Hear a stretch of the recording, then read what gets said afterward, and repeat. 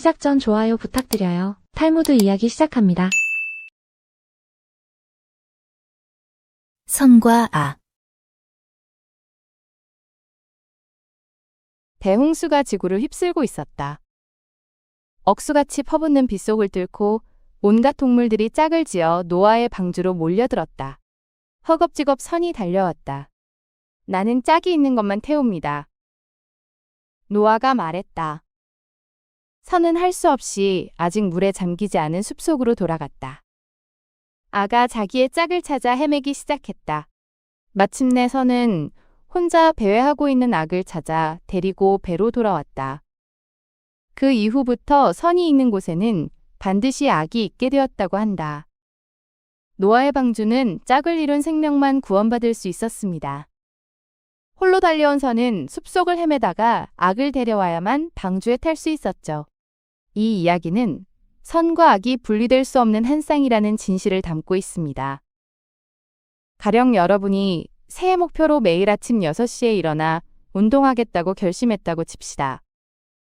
처음엔 의지가 불타오르지만 며칠 지나면 이불 속에 있고 싶은 마음, 오늘 하루쯤은 쉬고 싶은 유혹이 찾아옵니다. 이 유혹이 없다면 일찍 일어나는 것도 별 의미가 없을 겁니다. 나태함과 맞서 싸워서 이겨냈기에 그 아침 운동이 가치 있고 뿌듯한 거죠. 직장에서도 마찬가지입니다. 중요한 프로젝트를 맡았는데 동료가 더 쉬운 방법을 제안한다면 여러분은 원칙대로 갈지 편법을 쓸지 고민하게 됩니다. 이 갈등 없이는 올바른 선택의 가치도 없습니다. 선한 행동이 빛나는 이유는 악한 선택지가 늘 옆에 있기 때문입니다. 민족을 구한 요하난. 기원 후 70년 로마인들이 유대의 사원을 모두 파괴하고 유대인들을 멸망시키려 하고 있을 때도 예루살렘의 유대인들은 비둘기파와 매파로 갈라져 심각한 내분에 휩싸여 있었다. 정쟁과 로마인들의 포악한 위협 속에서 유대민족이 살아남을 방법을 고민하던 요하나는 마침내 성을 포위하고 있는 로마의 장군을 만나 1대1로 결판을 내지 않으면 안 된다는 결론을 내렸다. 하지만 그 무렵 유대인들은 모두 예루살렘의 성벽 안에 갇혀 있었기 때문에 로마군의 허락 없이는 성 밖으로 나갈 수 없었고, 게다가 당시 비둘기파였던 요하나는 매파에게 일거수일투족을 감시당하고 있는 상황이었다. 로마의 장군을 만나기 위해서는 일단 성을 빠져나가는 것이 가장 급한 일이었다. 요하나는 묘책을 생각해냈다. 곧 요하난이 병들었다는 소문이 성내에 빠르게 퍼졌다. 성내에 있는 거의 모든 사람들이 병문안을 와서 먼발치에서라도 그를 보고 갔다. 병색이 완연해서 아무래도 얼마 못 살 것 같다는 근심스러운 수군거림이 성 안을 가득 채웠다. 그리고 얼마 후 그의 죽음이 발표되었다. 제자들은 성 밖 묘지에 관을 묻기 위해 관을 들고 나섰다. 유대인은 시체를 눈으로 보는 것이 금지되어 있었기 때문에 관 뚜껑은 단단히 덮여 있었다. 하지만 매파의 수비병들은 요하난이 진짜로 죽었는지 확인해야겠다며 관을 칼로 찌르려고 덤벼들었다. 제자들이라고 가만히 두고 볼 리 없었다. 그들은 죽은 사람을 모독하는 일이라고 분개하여 펄펄 뛰며 항의했다. 제자들이 필사적으로 관을 지키며 간신히 매파 수비병들을 뚫고 나오자 이번에는 로마 병사들이 역시 길을 가로막고 관을 칼로 찔러봐야겠다며 으르렁거렸다. 로마의 황제가 죽었다면 황제의 관을 칼로 찌를 수 있습니까? 우리의 지도자를 묻으러 가는 길입니다. 게다가 우리는 무장도 하지 않았습니다. 제자들이 침착하게 논리적으로 대응하자 로마군은 마지못해 길을 열어주었다. 마침내 전선을 빠져나온 요하나는 관 뚜껑을 열고 밖으로 나와 로마의 장군에게 면담을 요청했다. 로마의 장군 앞에 앉은 요하나는 잠시 사령관의 눈을 가만히 바라보았다. 나는 장군에게 로마의 황제에게 표하는 경의를 표합니다. 그가 조용히 말했다. 황제를 모욕하는 말이라며 버럭 화를 내는 장군에게 요하난이 확신에 찬 목소리로 잘라 말했다. 황제를 모욕하는 말이라며 버럭 화를 내는 장군에게 요한안이 확신에 찬 목소리로 잘라 말했다. 내게 원하는 것이 무엇인지나 말해보시오. 한결 누그러진 목소리로 장군이 말했다. 제가 바라는 것은 딱 한 가지입니다. 조그만 교실 한 칸이라도 좋으니 10명 정도의 랍비가 들어갈 학교를 하나 만들어 주십시오. 그리고 어떤 경우에도 그것만은 절대로 파괴하지 않겠다고 약속해 주십시오.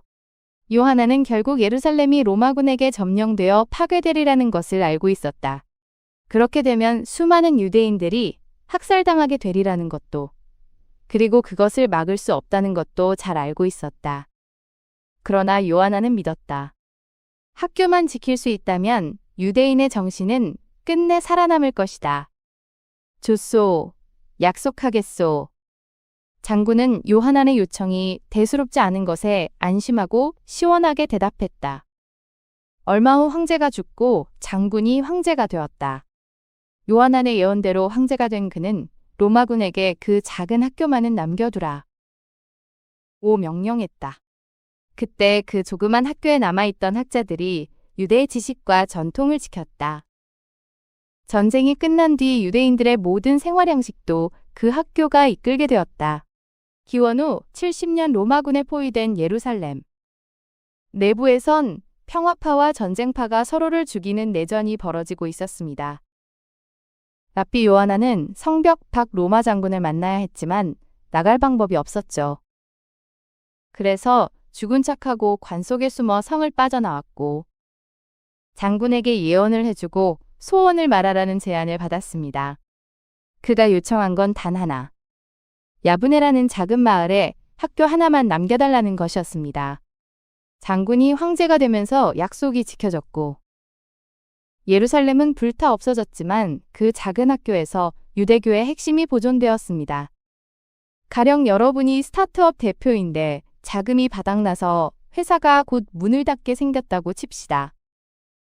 이때 어떤 사람은 마지막까지 큰 사무실, 멋진 로고, 화려한 웹사이트를 지키려고 했습니다.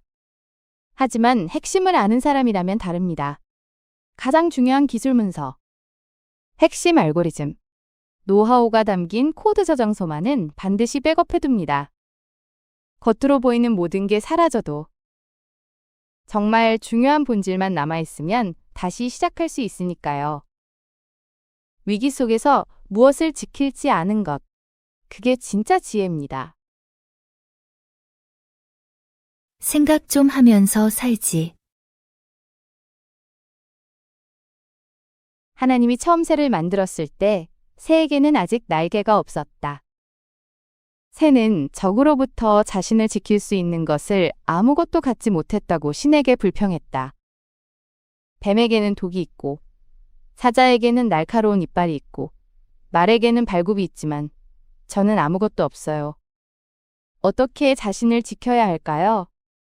하나님은 새에게 깃과 날개를 주었다. 그러나 얼마 지나지 않아서 새는 하나님에게 다시 돌아와 불평을 늘어놓았다. 제게 깃과 날개를 주셨지만 저는 그게 무슨 소용인지 알 수가 없어요. 그것들은 제게 무거운 짐이 될 뿐입니다. 날개 때문에 전처럼 빨리 뛸 수도 없어요. 하나님이 말씀하셨다. 그 몸 위에 있는 날개를 어떻게 쓰면 좋을지 좀 생각해 보는 것이 어떨까? 하나님은 새에게 날개를 선물했지만 새는 그걸 쓸모없는 짐이라고 투덜댔습니다. 날개가 무거워서 예전처럼 빨리 뛸 수도 없다고요. 그러자 하나님이 물으셨습니다. 그 날개를 어떻게 쓰면 좋을지 생각이나 해봤느냐고. 친구가 여러분에게 새로운 앱을 추천했다고 칩시다. 설치만 해두고 한 번도 안 열어보다가 폰 용량만 차지한다며 지워버립니다. 나중에 다른 친구가 그 앱으로 엄청 편리하게 뭔가를 하는 걸 보고서야 그런 기능이 있었구나 하고 후회하죠. 주어진 것의 가치는 그걸 어떻게 활용할지 고민할 때 비로소 드러납니다. 참회. 언제 죽을지 어떻게 알 수 있습니까? 랍비 이스마엘 벤 엘리자가 말했다. 그러자 랍비가 답했다. 너희가 죽기 전 하루 동안 참회하라. 그렇기 때문에 사람은 매일 참회해야 하는 거란다. 내일 죽게 될지도 모르니까. 랍비 엘리에제르가 제자들에게 죽기 전날 참회하라고 가르쳤을 때 제자들은 우리가 언제 죽을지 어떻게 아느냐고 물었습니다. 바로 그 불확실성이 이 가르침의 핵심입니다. 내일이 마지막 날일 수도 있으니 오늘 참회하라는 말은 결국 매일매일 돌아보고 바로잡으며 살라는 뜻이니까요. 여러분이 직장에서 동료와 사소한 말다툼을 했다고 생각해 보세요. 그냥 넘어가려다가도 문득 만약 내일 우리 둘 중 누군가에게 무슨 일이 생긴다면 어떨까 하는 생각이 들 수 있습니다. 그 순간 마음이 달라집니다. 다시는 기회가 없을지도 모른다는 생각이 들면 미안하다는 말 한마디를 아끼지 않게 되고 관계를 회복하기 위해 먼저 손을 내밀게 됩니다. 오늘이 마지막일 수 있다는 자각은 우리를 겸손하게 만들고 매 순간을 더 정직하고 온전하게 살도록 이끕니다. 여우와 포도. 여우 한 마리가 포도밭 옆을 서성거리며 울타리 속으로 들어갈 길을 찾고 있었다. 울타리 안에는 탐스럽게 익은 포도가 주렁주렁 매달려 있었고 바람은 달콤한 향기를 품고 살랑거렸다.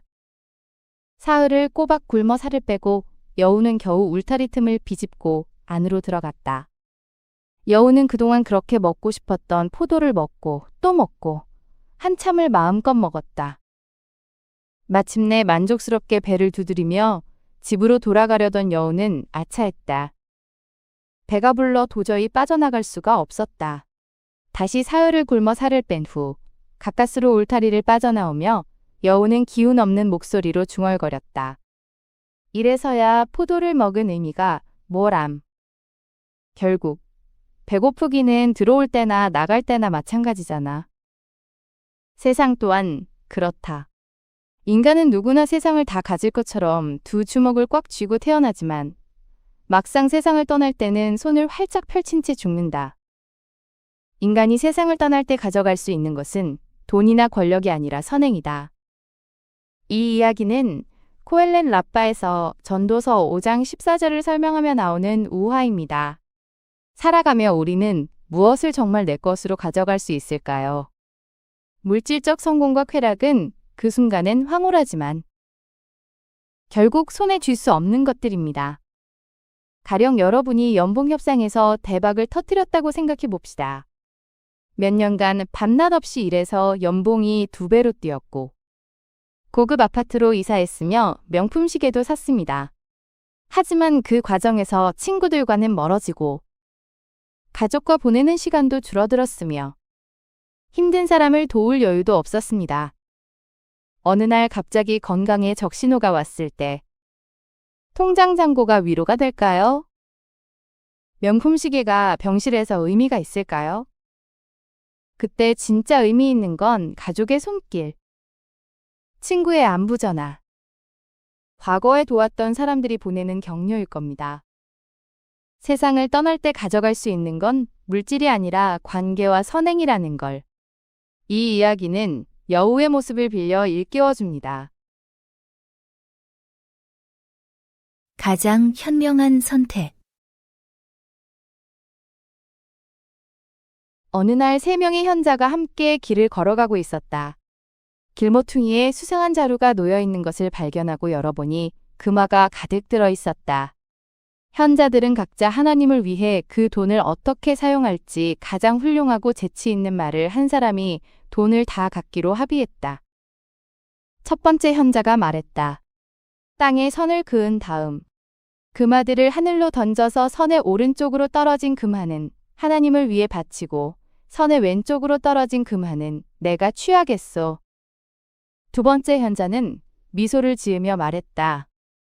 나는 땅에 원을 그린 다음에 역시 금화들을 하늘로 던져서 원 안에 떨어진 금화는 하나님을 위해 쓰고 원 밖에 떨어진 금화는 내가 취하겠소. 세 번째 현자, 유대인의 스승 랍비는 이렇게 말했다. 두 분 모두 현명하십니다. 하지만 하나님은 전지전능하시니 내가 이 금화를 하늘로 던지면 필요하신 만큼 취하실 테지요. 그러니 나머지 땅으로 떨어지는 금화는 모두 이 세상을 위해 쓰겠습니다. 세 번째 랍비는 하나님의 전능함을 진정으로 믿었기에 필요한 만큼은 하나님께서 알아서 가져가시리라 확신했습니다. 나머지는 모두 이 세상을 위해 쓰겠다는 그의 말 속에는 하나님을 섬기는 최선의 방법이 바로 이웃을 돕는 것이라는 깨달음이 담겨 있습니다. 예를 들어 여러분이 회사에서 보너스를 받았다고 칩시다. 어떤 이는 11조로 10%를 떼어놓고 나머지는 자기를 위해 쓸지 고민합니다. 또 어떤 이는 절반은 기부하고 절반은 쓰겠다며 정확히 계산합니다. 하지만 가장 지혜로운 사람은 이렇게 생각합니다. 내가 받은 모든 것이 결국 하나님께서 주신 것이니 이 돈으로 어려운 이웃을 돕고 세상을 조금 더 나은 곳으로 만들면 그것이 곧 하나님의 뜻을 실천하는 길이라고요. 진정한 믿음은 형식적인 계산이 아니라 삶 전체를 통해 이웃을 섬기는 데 있습니다. 하필 안식일에. 어쩔 수 없지. 어느 안식일 오후에 랍비의 연구실에서 창밖을 내다보던 남자가 랍비에게 물었다. 아이고, 이제 암소의 머리까지 물이 찼네요.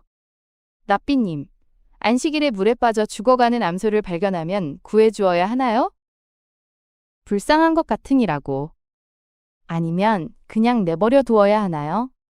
남자가 소리쳤다. 그냥 내버려 둬야지. 뭘 그리 흥분하나. 안식일에는 아무 일도 하면 안 되니까. 자네 암소인가? 그런데 그건 왜 묻나? 아니요. 저기 암소 한 마리가 호수에 빠졌네요. 랍비님 네 암소입니다. 남자는 랍비에게 안식일에 물에 빠진 암소를 구해야 하는지 물었습니다. 랍비는 안식일에는 아무 일도 하면 안 되니 그냥 내버려 두라고 했죠. 그러자 남자는 지금 호수에 암소가 빠졌다며 머리까지 물이 차서 불쌍하다고 소리쳤습니다. 랍비가 자네 소냐고 묻자 남자는 아니라고 하며 랍비님 소라고 답했습니다. 가령 여러분이 회사에서 야근 문화를 비판하다가 정작 본인 프로젝트가 마감일을 앞두면 팀원들에게 야근을 당연시하는 경우를 생각해 볼 수 있습니다. 평소엔 워라밸이 중요하다고 말하지만 막상 내일이 급해지면 다른 사람의 저녁 시간쯤은 괜찮다고 여기게 되는 거죠. 남의 일일 때는 얼마든지 원칙을 이야기하지만 내 이익이 걸린 순간 그 원칙은 금방 바뀌기 마련입니다. 진짜 원칙은 그것이 나에게 불리할 때도 지킬 수 있는 것입니다. 자선의 힘.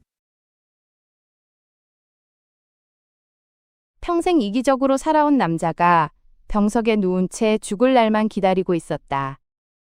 그는 가족들에게 말했다. 삶은 달걀을 먹고 싶구나. 가족들이 막 삶은 달걀을 내왔을 때 거지가 찾아와서 먹을 것을 구걸했다. 임종을 눈앞에 둔 남자는 가족에게 자신을 위해 준비한 음식을 거지에게 주라고 말했다. 그리고 3일 뒤 그는 세상을 떠났다. 장례식이 끝난 뒤 남자는 아들 앞에 나타났다. 깜짝 놀라는 아들에게 남자가 말했다. 너는 살아서 자선을 많이 베풀어라. 생각해보니 내가 한 자선은 죽기 전에 거지에게 삶은 달걀을 준 게 전부더구나. 하지만 그 한 번의 자선으로 인해서 나는 내가 지은 모든 죄를 용서받았단다. 평생 자기만 챙기며 살던 사람도 막판 한 번의 선한 행동으로 구원받을 수 있다는 이야기입니다. 탈무드는 자선이 단순히 돈을 주는 행위가 아니라 영혼을 구원하는 힘이 있다고 말합니다. 아무리 작은 선행이라도 진심으로 타인을 돕는 마음이 담겨 있다면 그것이 평생의 잘못을 씻어낼 수 있다는 뜻이죠. 가령 여러분이 몇 년째 소원해진 친구가 있다고 칩시다. 서로 연락도 끊고 지내다가 우연히 그 친구가 힘든 상황에 처했다는 소식을 듣게 됩니다. 과거의 앙금 때문에 모른 척할 수도 있지만 그때 손을 내밀어 진심으로 도와준다면 그 한 번의 행동이 오랜 관계를 회복시킬 수 있습니다. 때 늦었다고 생각될 때도 진심 어린 선행 하나가 모든 것을 바꿀 수 있습니다. 여우와 물고기. 여우가 시냇가를 지나다가 물고기들이 급하게 헤엄쳐 다니는 것을 보고 물었다. 왜 그렇게 급히 헤엄쳐 다니니? 인간이 쳐놓은 그물에 걸리지 않으려고 그래. 그럼 이리로 나와. 내가 지켜줄게. 여우들은 모두 머리가 좋다고 들었는데 그렇지도 않군.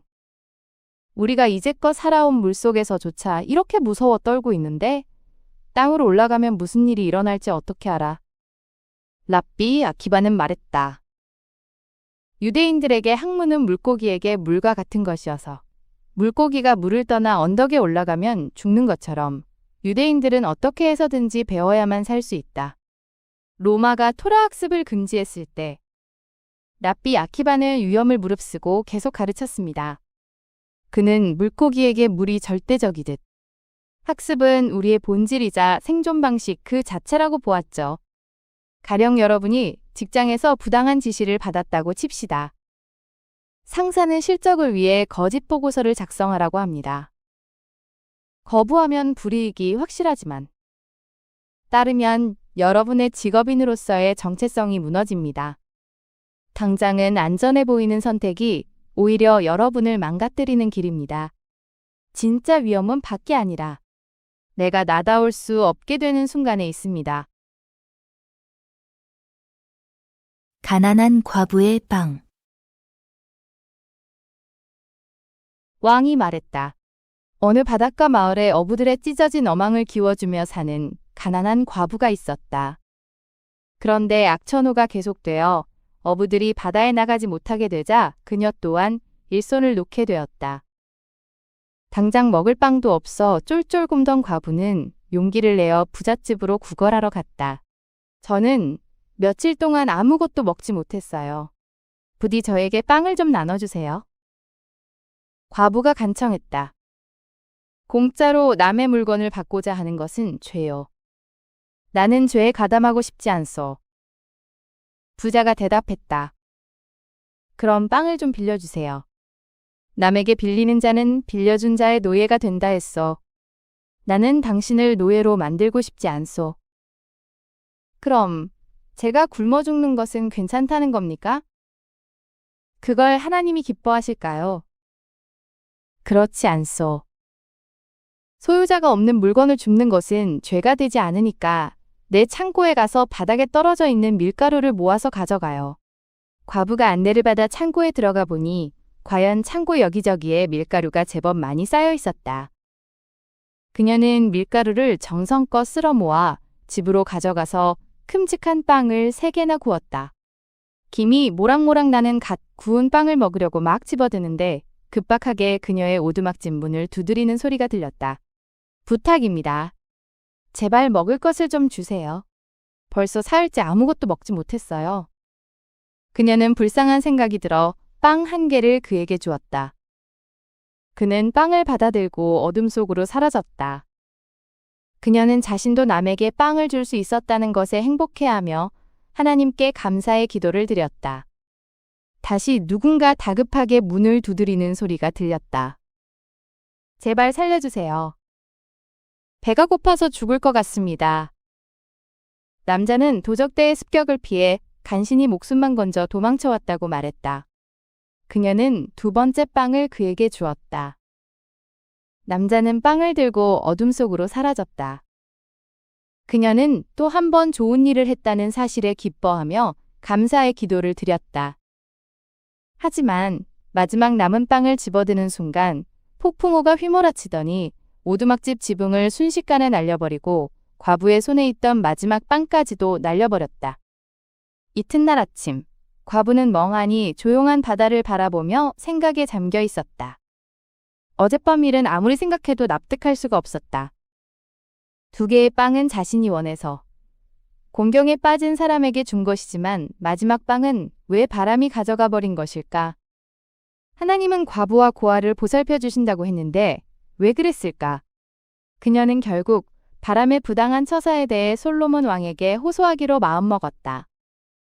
과부가 왕궁으로 찾아가서 솔로몬 왕에게 바람을 고소하고 물러나자 차례를 기다리던 3명의 아랍 상인들.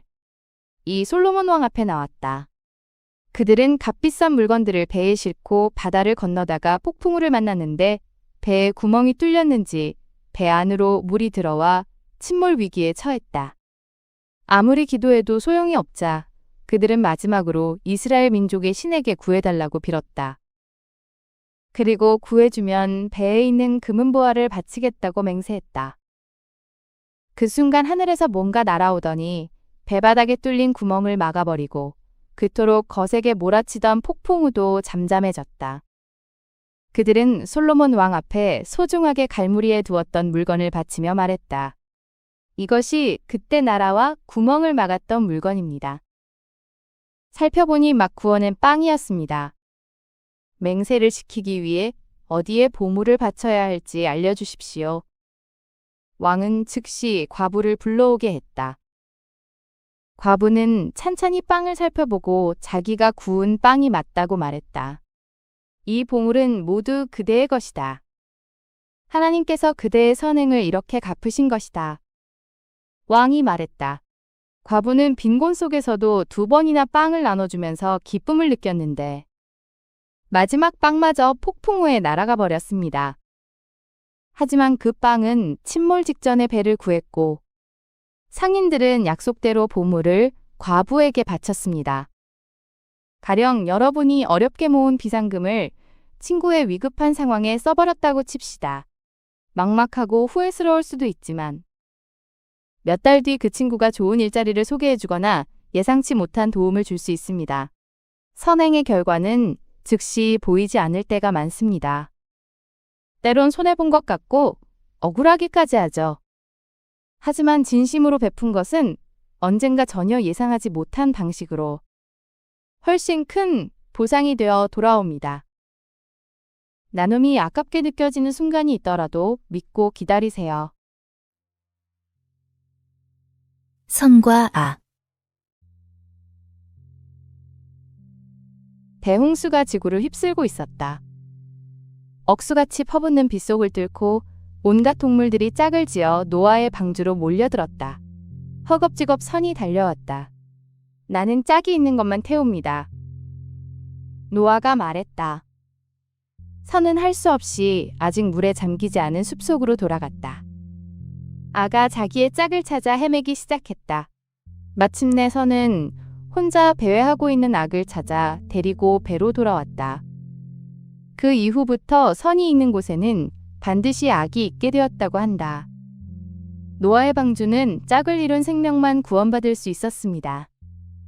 홀로 달려온 선은 숲속을 헤매다가 악을 데려와야만 방주에 탈 수 있었죠. 이 이야기는 선과 악이 분리될 수 없는 한 쌍이라는 진실을 담고 있습니다. 가령 여러분이 새해 목표로 매일 아침 6시에 일어나 운동하겠다고 결심했다고 칩시다. 처음엔 의지가 불타오르지만 며칠 지나면 이불 속에 있고 싶은 마음, 오늘 하루쯤은 쉬고 싶은 유혹이 찾아옵니다. 이 유혹이 없다면 일찍 일어나는 것도 별 의미가 없을 겁니다. 나태함과 맞서 싸워서 이겨냈기에 그 아침 운동이 가치 있고 뿌듯한 거죠. 직장에서도 마찬가지입니다. 중요한 프로젝트를 맡았는데 동료가 더 쉬운 방법을 제안한다면 여러분은 원칙대로 갈지 편법을 쓸지 고민하게 됩니다.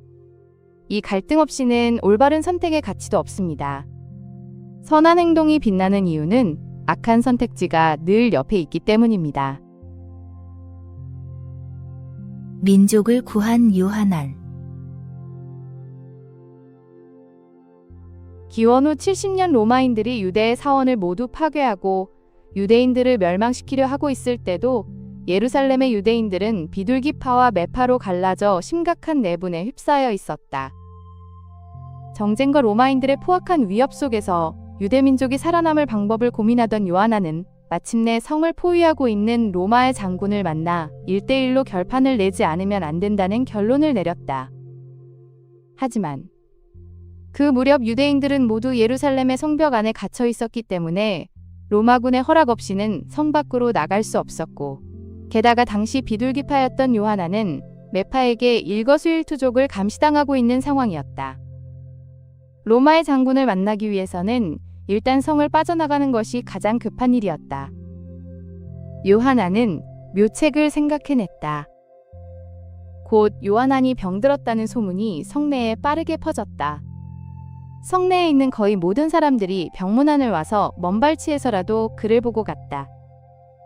병색이 완연해서 아무래도 얼마 못 살 것 같다는 근심스러운 수군거림이 성안을 가득 채웠다.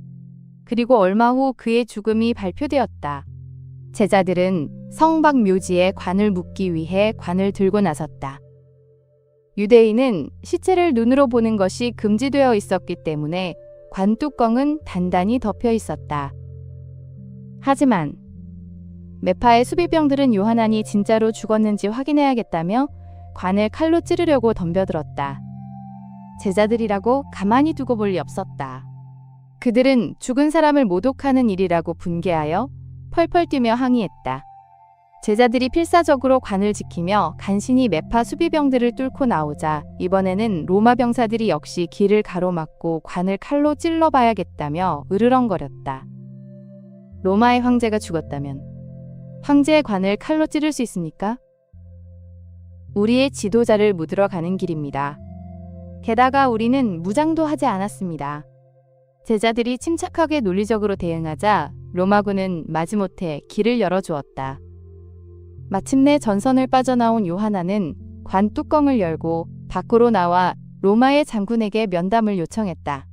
로마의 장군 앞에 앉은 요하나는 잠시 사령관의 눈을 가만히 바라보았다. 나는 장군에게 로마의 황제에게 표하는 경의를 표합니다. 그가 조용히 말했다. 황제를 모욕하는 말이라며 버럭 화를 내는 장군에게 요하난이 확신에 찬 목소리로 잘라 말했다. 황제를 모욕하는 말이라며 버럭 화를 내는 장군에게 요하난이 확신에 찬 목소리로 잘라 말했다. 내게 원하는 것이 무엇인지나 말해보시오. 한결 누그러진 목소리로 장군이 말했다. 제가 바라는 것은 딱 한 가지입니다. 조그만 교실 한 칸이라도 좋으니 10명 정도의 랍비가 들어갈 학교를 하나 만들어 주십시오. 그리고 어떤 경우에도 그것만은 절대로 파괴하지 않겠다고 약속해 주십시오. 요하나는 결국 예루살렘이 로마군에게 점령되어 파괴되리라는 것을 알고 있었다. 그렇게 되면 수많은 유대인들이 학살당하게 되리라는 것도, 그리고 그것을 막을 수 없다는 것도 잘 알고 있었다. 그러나 요하나는 믿었다. 학교만 지킬 수 있다면 유대인의 정신은 끝내 살아남을 것이다. 좋소. 약속하겠소. 장군은 요하난의 요청이 대수롭지 않은 것에 안심하고 시원하게 대답했다. 얼마 후 황제가 죽고 장군이 황제가 되었다. 요하난의 예언대로 황제가 된 그는 로마군에게 그 작은 학교만은 남겨두라 오 명령했다. 그때 그 조그만 학교에 남아있던 학자들이 유대의 지식과 전통을 지켰다. 전쟁이 끝난 뒤 유대인들의 모든 생활 양식도 그 학교가 이끌게 되었다.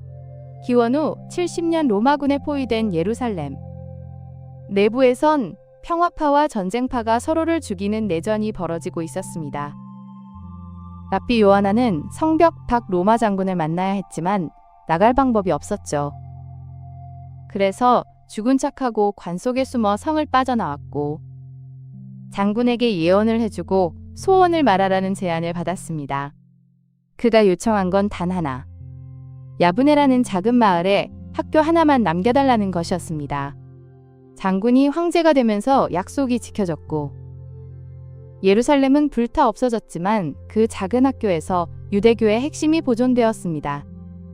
가령 여러분이 스타트업 대표인데 자금이 바닥나서 회사가 곧 문을 닫게 생겼다고 칩시다. 이때 어떤 사람은 마지막까지 큰 사무실, 멋진 로고, 화려한 웹사이트를 지키려고 했습니다. 하지만 핵심을 아는 사람이라면 다릅니다. 가장 중요한 기술 문서, 핵심 알고리즘, 노하우가 담긴 코드 저장소만은 반드시 백업해둡니다. 겉으로 보이는 모든 게 사라져도 정말 중요한 본질만 남아있으면 다시 시작할 수 있으니까요. 위기 속에서 무엇을 지킬지 아는 것. 그게 진짜 지혜입니다. 생각 좀 하면서 살지. 하나님이 처음 새를 만들었을 때 새에게는 아직 날개가 없었다. 새는 적으로부터 자신을 지킬 수 있는 것을 아무것도 갖지 못했다고 신에게 불평했다.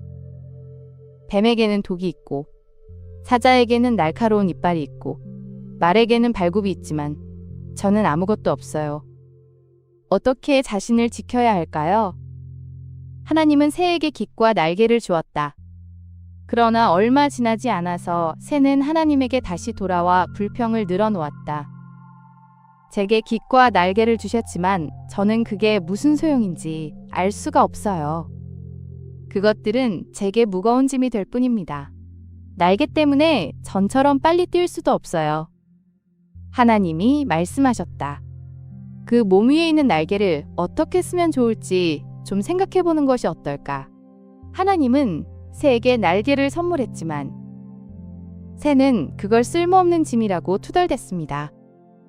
날개가 무거워서 예전처럼 빨리 뛸 수도 없다고요. 그러자 하나님이 물으셨습니다. 그 날개를 어떻게 쓰면 좋을지 생각이나 해봤느냐고. 친구가 여러분에게 새로운 앱을 추천했다고 칩시다.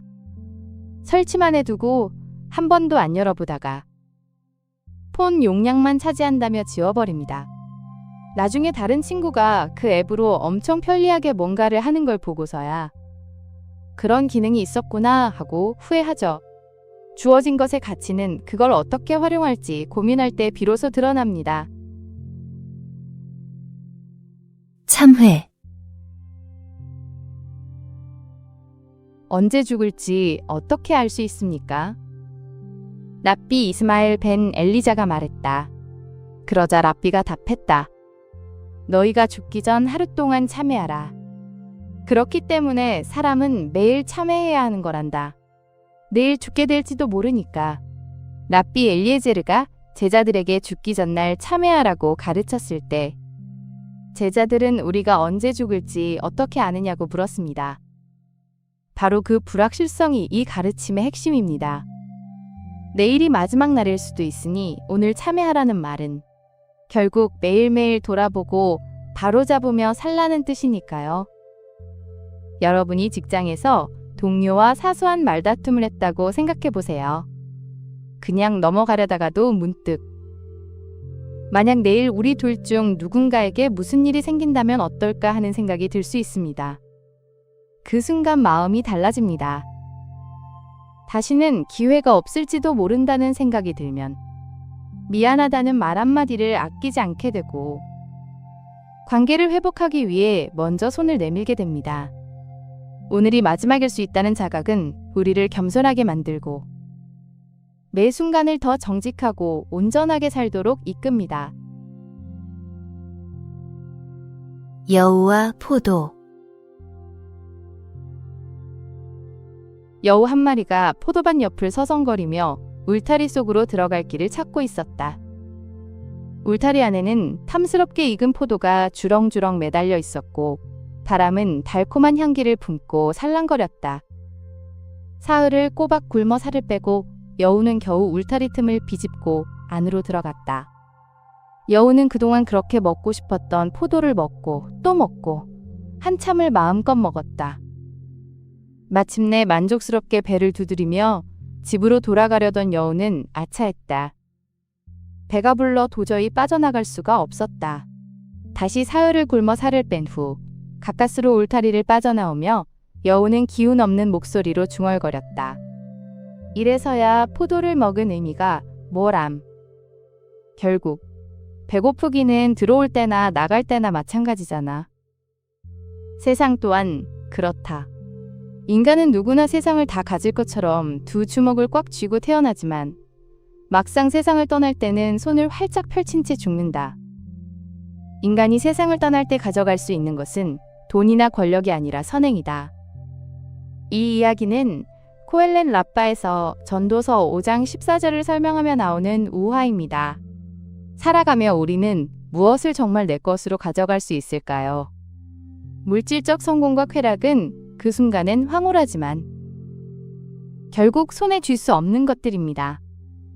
가령 여러분이 연봉 협상에서 대박을 터뜨렸다고 생각해 봅시다. 몇 년간 밤낮 없이 일해서 연봉이 2배로 뛰었고 고급 아파트로 이사했으며 명품 시계도 샀습니다.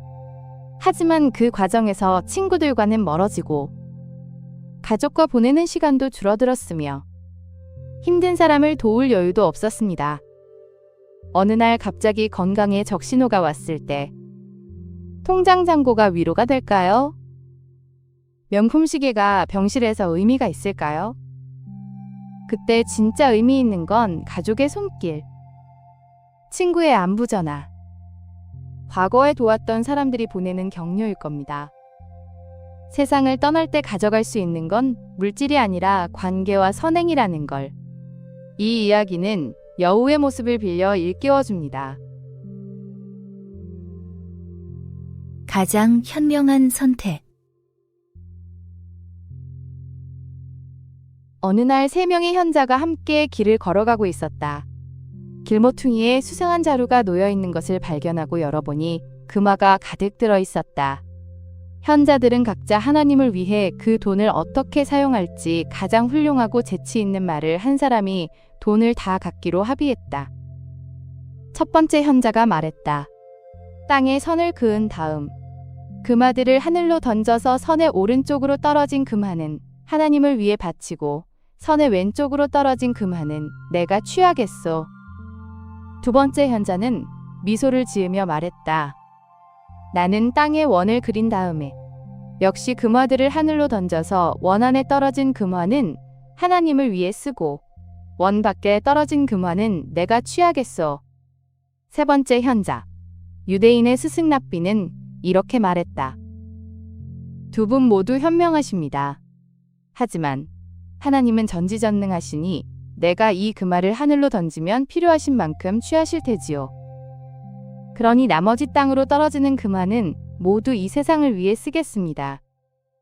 세 번째 랍비는 하나님의 전능함을 진정으로 믿었기에 필요한 만큼은 하나님께서 알아서 가져가시리라 확신했습니다. 나머지는 모두 이 세상을 위해 쓰겠다는 그의 말 속에는 하나님을 섬기는 최선의 방법이 바로 이웃을 돕는 것이라는 깨달음이 담겨 있습니다. 예를 들어 여러분이 회사에서 보너스를 받았다고 칩시다.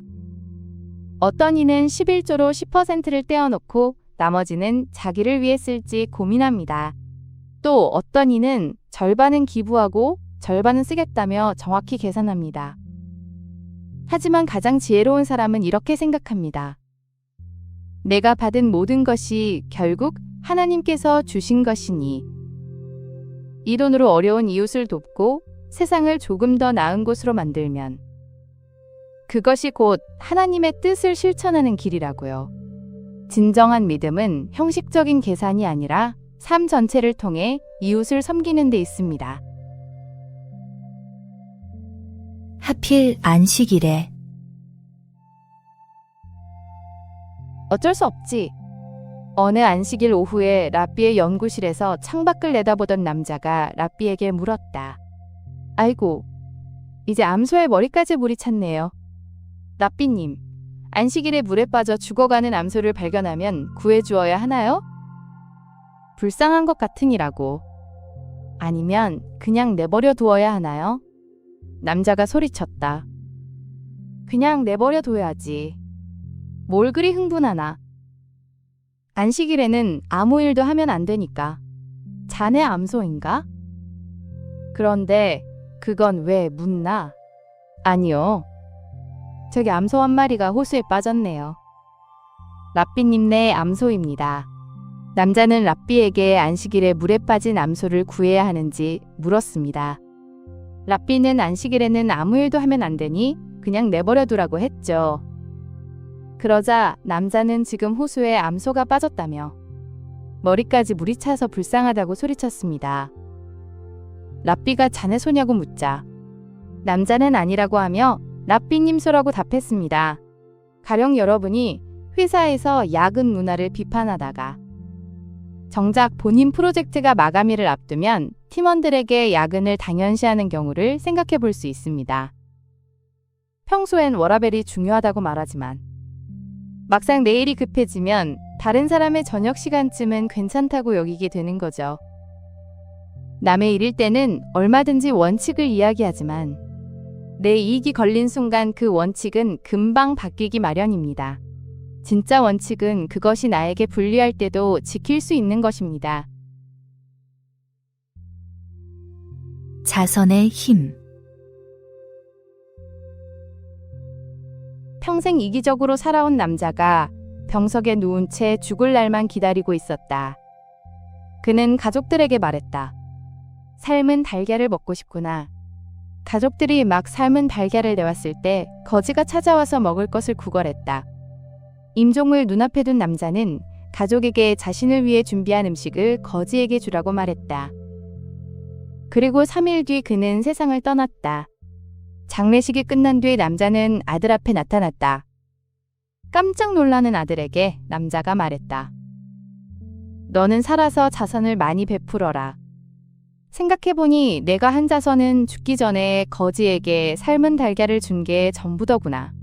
하지만 그 한 번의 자선으로 인해서 나는 내가 지은 모든 죄를 용서받았단다. 평생 자기만 챙기며 살던 사람도 막판 한 번의 선한 행동으로 구원받을 수 있다는 이야기입니다. 탈무드는 자선이 단순히 돈을 주는 행위가 아니라 영혼을 구원하는 힘이 있다고 말합니다. 아무리 작은 선행이라도 진심으로 타인을 돕는 마음이 담겨 있다면 그것이 평생의 잘못을 씻어낼 수 있다는 뜻이죠. 가령 여러분이 몇 년째 소원해진 친구가 있다고 칩시다. 서로 연락도 끊고 지내다가 우연히 그 친구가 힘든 상황에 처했다는 소식을 듣게 됩니다. 과거의 앙금 때문에 모른 척할 수도 있지만 그때 손을 내밀어 진심으로 도와준다면 그 한 번의 행동이 오랜 관계를 회복시킬 수 있습니다. 때 늦었다고 생각될 때도 진심 어린 선행 하나가 모든 것을 바꿀 수 있습니다. 여우와 물고기. 여우가 시냇가를 지나다가 물고기들이 급하게 헤엄쳐 다니는 것을 보고 물었다. 왜 그렇게 급히 헤엄쳐 다니니? 인간이 쳐놓은 그물에 걸리지 않으려고 그래. 그럼 이리로 나와. 내가 지켜줄게. 여우들은 모두 머리가 좋다고 들었는데 그렇지도 않군. 우리가 이제껏 살아온 물속에서조차 이렇게 무서워 떨고 있는데 땅으로 올라가면 무슨 일이 일어날지 어떻게 알아? 랍비 아키바는 말했다. 유대인들에게 학문은 물고기에게 물과 같은 것이어서 물고기가 물을 떠나 언덕에 올라가면 죽는 것처럼 유대인들은 어떻게 해서든지 배워야만 살 수 있다. 로마가 토라 학습을 금지했을 때 랍비 아키바는 위험을 무릅쓰고 계속 가르쳤습니다. 그는 물고기에게 물이 절대적이듯 학습은 우리의 본질이자 생존 방식 그 자체라고 보았죠. 가령 여러분이 직장에서 부당한 지시를 받았다고 칩시다. 상사는 실적을 위해 거짓 보고서를 작성하라고 합니다. 거부하면 불이익이 확실하지만 따르면 여러분의 직업인으로서의 정체성이 무너집니다. 당장은 안전해 보이는 선택이 오히려 여러분을 망가뜨리는 길입니다. 진짜 위험은 밖이 아니라 내가 나다울 수 없게 되는 순간에 있습니다. 가난한 과부의 빵. 왕이 말했다. 어느 바닷가 마을에 어부들의 찢어진 어망을 기워주며 사는 가난한 과부가 있었다. 그런데 악천후가 계속되어 어부들이 바다에 나가지 못하게 되자 그녀 또한 일손을 놓게 되었다. 당장 먹을 빵도 없어 쫄쫄 굶던 과부는 용기를 내어 부잣집으로 구걸하러 갔다. 저는 며칠 동안 아무것도 먹지 못했어요. 부디 저에게 빵을 좀 나눠주세요. 과부가 간청했다. 공짜로 남의 물건을 받고자 하는 것은 죄요. 나는 죄에 가담하고 싶지 않소. 부자가 대답했다. 그럼 빵을 좀 빌려주세요. 남에게 빌리는 자는 빌려준 자의 노예가 된다 했소. 나는 당신을 노예로 만들고 싶지 않소. 그럼 제가 굶어 죽는 것은 괜찮다는 겁니까? 그걸 하나님이 기뻐하실까요? 그렇지 않소. 소유자가 없는 물건을 줍는 것은 죄가 되지 않으니까 내 창고에 가서 바닥에 떨어져 있는 밀가루를 모아서 가져가요. 과부가 안내를 받아 창고에 들어가 보니 과연 창고 여기저기에 밀가루가 제법 많이 쌓여 있었다. 그녀는 밀가루를 정성껏 쓸어 모아 집으로 가져가서 큼직한 빵을 3개나 구웠다. 김이 모락모락 나는 갓 구운 빵을 먹으려고 막 집어드는데 급박하게 그녀의 오두막집 문을 두드리는 소리가 들렸다. 부탁입니다. 제발 먹을 것을 좀 주세요. 벌써 사흘째 아무것도 먹지 못했어요. 그녀는 불쌍한 생각이 들어 빵 1개를 그에게 주었다. 그는 빵을 받아들고 어둠 속으로 사라졌다. 그녀는 자신도 남에게 빵을 줄 수 있었다는 것에 행복해하며 하나님께 감사의 기도를 드렸다. 다시 누군가 다급하게 문을 두드리는 소리가 들렸다. 제발 살려주세요. 배가 고파서 죽을 것 같습니다.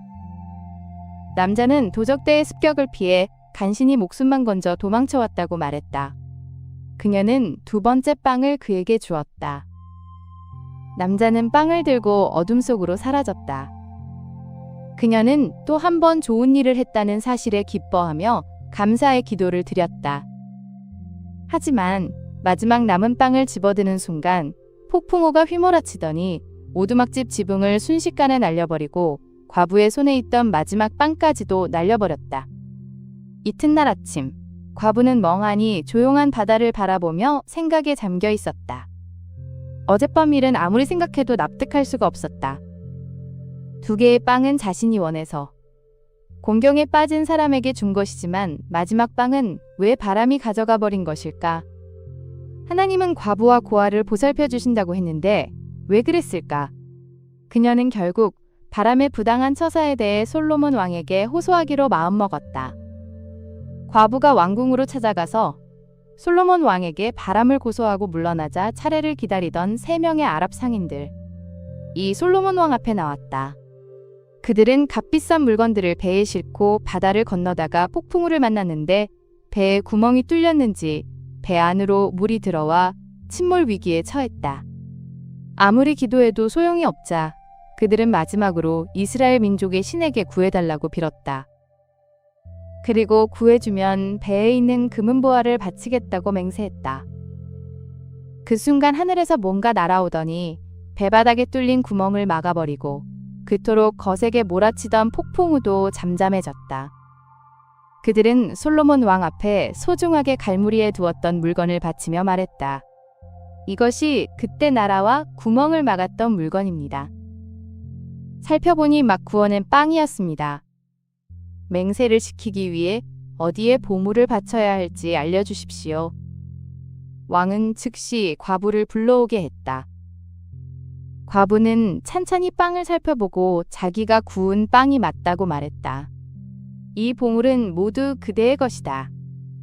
하나님께서 그대의 선행을 이렇게 갚으신 것이다. 왕이 말했다. 과부는 빈곤 속에서도 2번이나 빵을 나눠주면서 기쁨을 느꼈는데 마지막 빵마저 폭풍우에 날아가 버렸습니다. 하지만 그 빵은 침몰 직전에 배를 구했고 상인들은 약속대로 보물을 과부에게 바쳤습니다.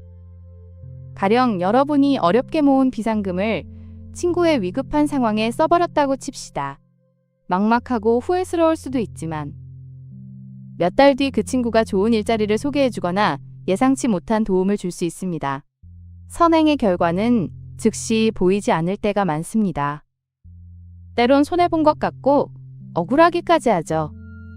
하지만 진심으로 베푼 것은 언젠가 전혀 예상하지 못한 방식으로 훨씬 큰 보상이 되어 돌아옵니다.